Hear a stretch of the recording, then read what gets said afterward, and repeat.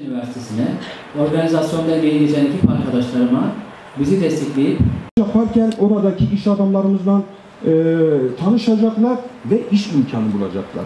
Bu konuda Ticaret Odası Başkanımız da aramızda, kendisine çok büyüdü.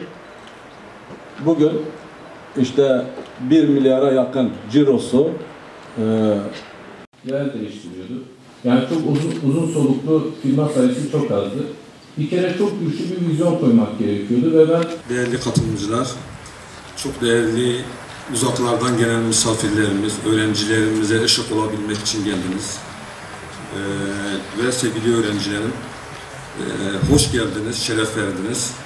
Simpaş Gayrimenkul Yatırım Ortaklığı Yönetim Kurulu üyesi Sayın Mahmut Sefa Çelik Beyefendi. Bu Anadolu Eren'in birinci tavsiyesi bu. Bir kere diyor her şey Allah'tan. Bunun farkında ol. Nasıl kısmet. İkincisi, sermayene dikkat et. Arkadaşlar sermayesiz ticaret olmaz. Sermayeye dikkat etmek lazım. Az veya çok. Bugünün dünyasında herkes e-ticaretten bahsediyor. Herkes internetten bahsediyor. Herkes dijitalleşme, sosyal medyada yapılan işler vesaire. Arkadaşlar şunun farkında olmak lazım. Bunlar sermayesi az olan bu mecralar, sermayesi az olan işler. Ama internette bir işi yapmak da bedava değil. Buralar pazarlar, tıpkı işte şehrinizdeki kadim pazarlar gibi, İstanbul'daki kapalı çarşı gibi pazar alanları. İnternet böyle bir pazar alanı. İnternet sizin dükkanınız değil. Bu alanda dükkan açabilirsiniz. Ama az da olsa sermaye önemlidir. İkinci tavsiye buydu. Üçüncü tavsiye, ne yaparsanız yapın, düzgün ve kaliteli yapın. Arkadaşlar ne iş yaparsanız yapın, hizmet olur, üretim olur, inşaat olur. Kaliteli yapmak durumundasınız. Ve bugünün dünyasında artık sizin bozuk sattığınız bir ürün, kötü verdiğiniz bir hizmet hızla yayılıyor. Sadece bunun için değil, müşterimizi aldatmamak adına, sürdürülebilir olmak adına ne yaparsanız yapın, kaliteli yapın. Bu üçüncüydü. Dördüncü tavsiye, hesabınıza dikkat edin. Biz buna bugünün iş dünyasında fizibilite diyoruz. Hesabınıza dikkat edin ve bunu dikkatli yapın. Bir işe başlamadan evvel fizibilitenizi iyi yapın arkadaşlar.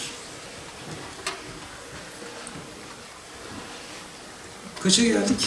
5 mi? Arkadaşlar, ambalajınıza dikkat edin. Ambalajınıza dikkat edin. Biz buna bugünün ölçeğinde marketing diyoruz, pazarlama diyoruz.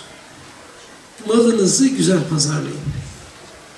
Bunun ambalajını, paketini, reklamını, sloganını, fotoğrafını, postunu neyse bunu güzel hazırlayın. Buna özen gösterin. Özkılıç Grubu Yönetim Kurulu Başkanı, Diyarbakır Ticaret ve Sanayi Odası Meclis Üyesi ve Doğu Güneydoğu Sanayici ve İş İnsanları Dernekleri Federasyonu Yönetim Kurulu Başkanı Sayın Aziz Özkılıç Beyefendi. Ben de bu sıralardan geçtim. Ben de Dicle Üniversitesi'nde okudum burada. Aynı sıralarda burada başka iş adamlarını dinledim daha önceki yıllarda. Şimdi de gerçekten çok mutluyum ve gururluyum ki bugün de burada ben kendi girişimcilik hikayemi anlatıyor olmam bana gerçekten gurur verdi. Her şey hayalden başlıyor.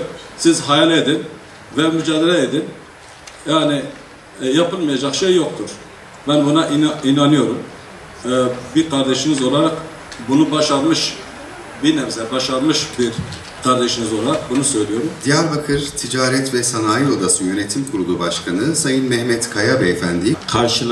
Karşılaşacağınız ve gitmek zorunda olduğunuz alanlarla bir an önce tanıştırmayı sağlamak. Tam da böyle bakıyorum. Evet, muhakkak.